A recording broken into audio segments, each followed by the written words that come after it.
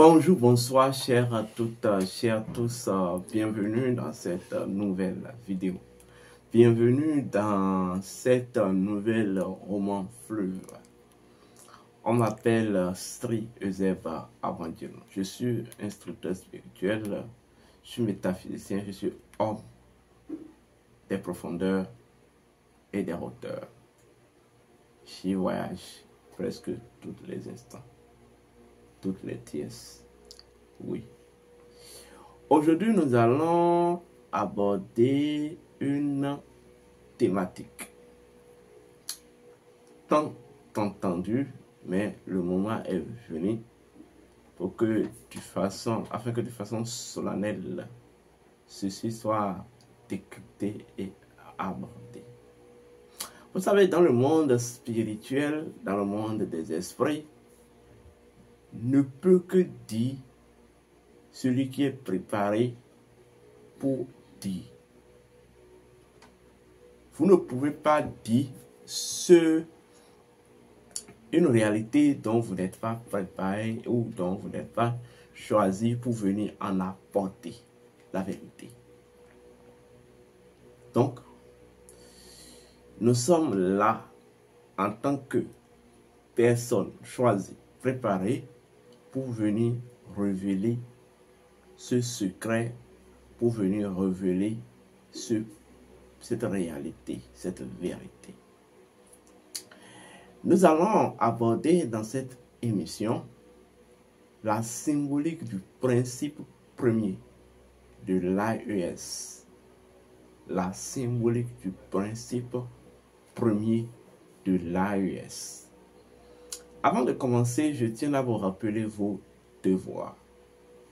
Vos devoirs, c'est de liker la vidéo. Vos devoirs, c'est de partager la vidéo. Vos devoirs, c'est de vous abonner massivement. Bien, vous savez avec moi,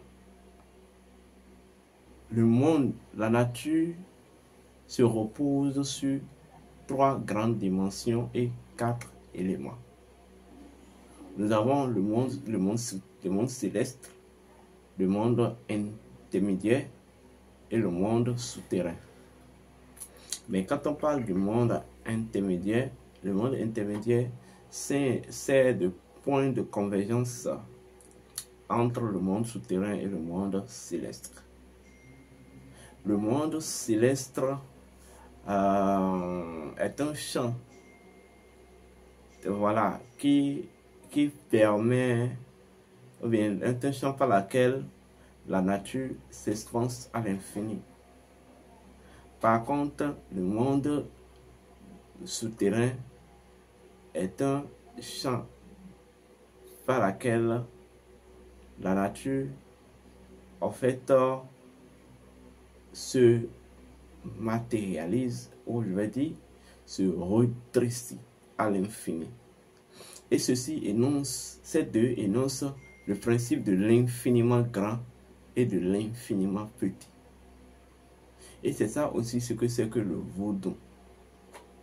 Le Ewe Edou, c'est-à-dire le Ewe qui est lié au ciel, ce qui s'expanse à l'infini, l'infiniment grand, et le Dou qui est lié à la terre, le souterrain, ce qui se rétrécit à l'infini ou l'infiniment petit. Du point de vue scientifique de la science, si on va tenir compte, on va prendre une démarche scientifico-métaphysique. En termes de démonstration, on parlera des étoiles, on parlera des astres et on parlera des atomes ou les molécules.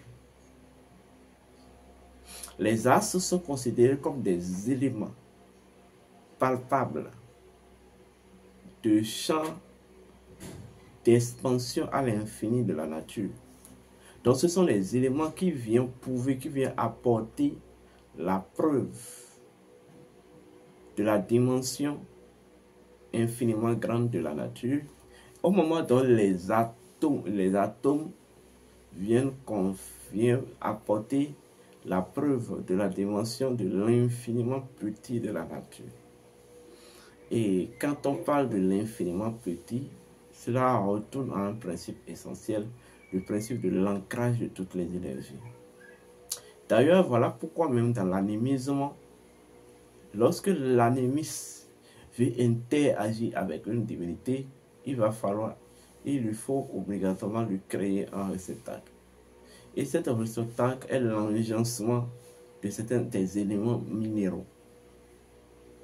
Et dans ces éléments minéraux, il invoquera en fait l'entité ou l'entité en tant que énergie infiniment grande, vous voyez, qui doit maintenant, en tant que réalité insaisissable, représentant la dimension de l'infiniment grand, qui doit maintenant se faire absorber par ce réceptacle-là. C'est ça aussi la chose. Donc, la Terre est un principe. La Terre est unique. C'est vrai, dans son unicité, elle peut avoir plusieurs angles. Et c'est là qu'on parle, en fait, des 5 angles telluriques. Et c'est ces 5 angles-là qui vont donner plus tard les 5 continents. Vous voyez, les 5 angles-là sont en quelque sorte comme des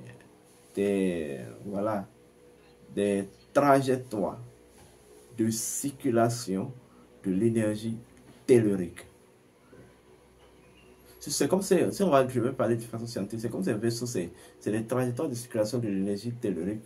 Et c'est les dits angles qui servent de cadrage, vous voyez, à la propulsion, vous voyez, à l'activité de propulsion de toutes les entités venues du souterrain. Ça veut dire quoi? Lorsqu'on exclut, lorsqu'on enlève ces angles-là, qui sont au nombre de 5, de la configuration tellurique, c'est comme s'il y aura tout un désordre qui va s'installer dans la Terre. Vous voyez? Même dans le courant, quand on vous parle, en réalité, vous ne le savez pas, mais je vais y développer un jour, des 5 piliers de l'Islam. En réalité, les 5 piliers de l'Islam ont une relation intime ou symbolisent les 5 angles telluriques. Ce qui va donner plus tard, comme je viens de vous dire, les 5 continents. Et chaque angle, vous voyez, dispose d'un champ d'opération. En fait, la Terre est unique et il n'y a qu'un seul noyau de la Terre, noyau tellurique. Maintenant, reparti à des départements. Vous voyez? Parce que la Terre même dans sa symbolique et dans son principe premier représente en fait le trône au ciel ou bien aux cieux, aux entités du cieux et en fait au monde intermédiaire. Ça veut dire quoi? Tout s'assoit sur la terre. Tout s'assoit sur la terre. Voilà pourquoi c'est la terre qui accepte tout. C'est la terre qui accepte tout et qui a la capacité d'alchimiser tout.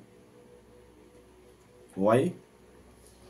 Donc, vu sous cet angle, chaque pays, on comprend que chaque pays est un territoire de la terre.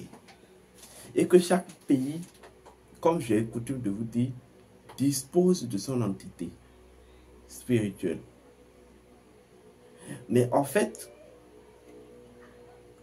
vous ne pouvez pas comprendre et saisir la quintessence de cette entité si vous n'étudiez pas le principe premier et la symbolique du principe premier de ce territoire-là. Grâce à nos recherches, nous sommes arrivés au pourquoi 3 pays pour l'AES. Et nous avons compris que cela a une relation avec l'identité primordiale culturelle de ces trois pays. Oui. C'est quoi concrètement leur principe premier? Leur principe premier, au cours des études, nous avons trouvé un foyer de trois piliers qui portent une marmite, une forme de jarre. Et sur la jarre se trouvent trois étoiles.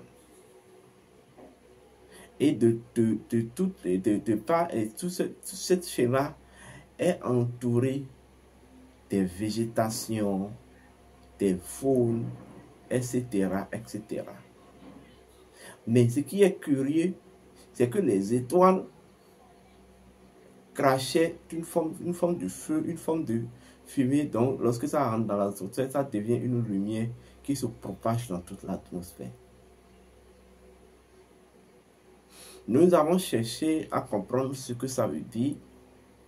Il y a un adage dans la spiritualité ancestrale qui nous est parvenu.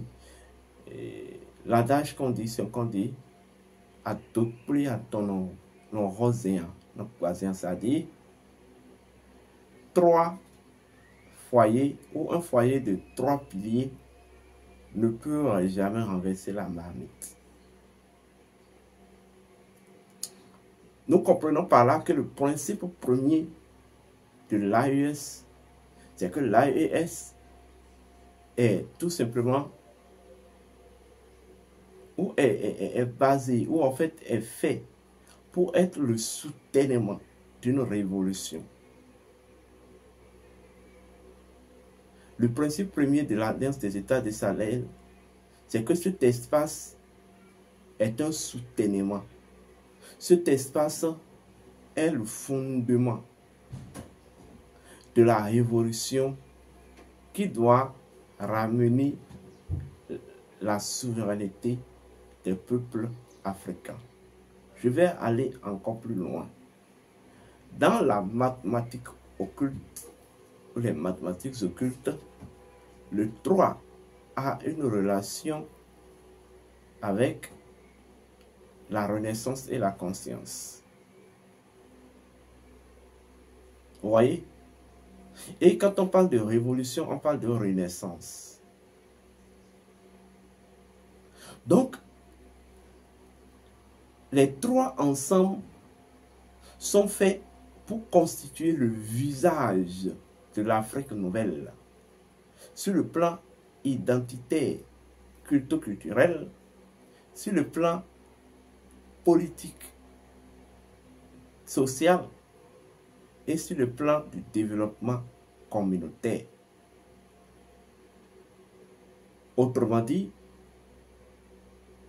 l'AES, c'est tout simplement une réponse ancestrale à toute la souffrance des peuples africains.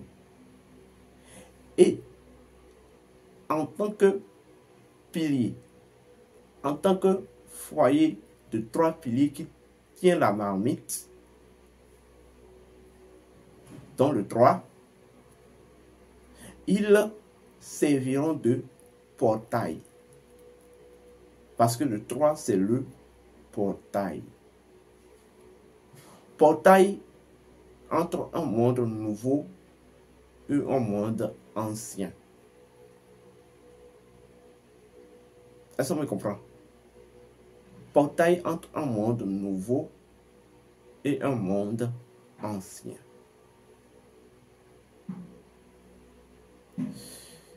C'est une vérité qui est basée sur les trois dimensions, je vais dire, de l'identité martique. Ordre, harmonie, équilibre. Ordre, harmonie, équilibre. L'AES, de par son principe premier,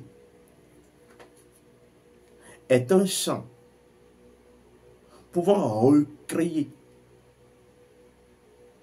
une nouvelle configuration identitaire, pouvant amener les autres peuples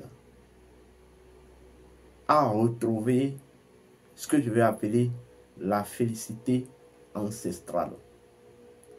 Car, en réalité, tout est dans la félicité ancestrale. Lorsque vous n'êtes pas dans la félicité ancestrale, vous souffrez. Donc, l'AES constitue un portail, une porte. Et lorsqu'elle s'ouvre, ceux qui vont passer par là retourneront chez eux, à la maison. Et quand je parle de la maison, c'est dans la maison qu'il y a la souveraineté. Donc, elle doit servir de seuil, de passerelle pour tous les peuples opprimés, afin qu'elle retrouve une paix. Elle doit servir en même temps de passerelle pour tous les peuples injustes, afin qu'elle aille, afin de les conduire vers la fin de leur hégémonie. Et de cette simple réalité, on peut comprendre une chose. Tôt ou tard, l'AES dominera le monde. Donc, quand on parle de l'AES, gardez une réalité en tête. 1. Le foyer à 3 piliers ne renverse pas la marmite. Ainsi, l'AES est cette nouvelle configuration qui servira de soutènement et qui portera le projet de convergence de tous les peuples africains et de leur retour à la source. Tant que ces pays-là vont rester uniquement fidèles à cette idéologie, ils auront toujours la protection et des cieux et de la terre et des ancêtres. Mais selon d'autres niveaux de compréhension, le foyer à 3 piliers représente en même temps l'équilibre. Oui. Et quand on parle de l'équilibre, ça a une relation de façon organique avec le pénis. Et quand on parle du pénis, cela retourne au principe de la virilité. Et vous comprenez absolument quoi par là. L'AES servira de champ à la restauration de l'autorité identitaire de Kama dans tous les aspects, car l'érection du pénis symbolise l'autorité du soleil. La lumière, peu à peu, reprendra d'autorité sur l'Afrique. Et le monde verra l'autorité de Kama se réasseoir sur son trône. Son trône n'est rien que sa propre terre. Vous voyez, dont les entités sont garants sont ses propres peuples, ses propres enfants.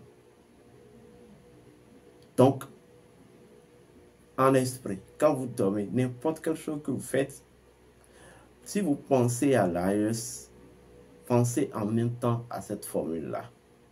Le foyer à 3 piliers ne renverse pas la marmite qui bouillit. Le foyer à 3 piliers ne renverse pas la marmite qui bouille. Cette réalité ancestrale qu'énonce le principe premier de l'AES, qui est le principe de soutènement de l'Afrique nouveau et de la révolution pouvant conduire à l'Afrique nouvelle, eh bien oui, a déjà signé la réussite réelle de ce combat d'AES. J'espère que vous avez compris. Mais l'AES, dans son principe premier, a une relation aussi avec le phénix. Oui. C'est la renaissance de l'Afrique ancienne. C'est la renaissance de Kama. C'est la renaissance de la victoire, de l'espoir et en fait du triomphe des peuples et entités opprimés depuis des siècles et des âges. En réalité, les cycles protègent ce vent, ce thé. Les cycles protègent cette initiative et vous ne pouvez rien faire pour arrêter. Je répète, vous ne pouvez rien faire pour arrêter. Il y a un rituel de foyer que je vais vous indiquer plus tard que vous allez faire, chacun fera pour vivifier cette entité-là. Le principe premier de l'AES. Le foyer à 3 piliers ne renverse pas la marmite qui bouillit. L'AES, c'est le principe de soutènement qui doit servir et porter la révolution de la renaissance des peuples africains. Portez-vous bien et que les bénédictions soient.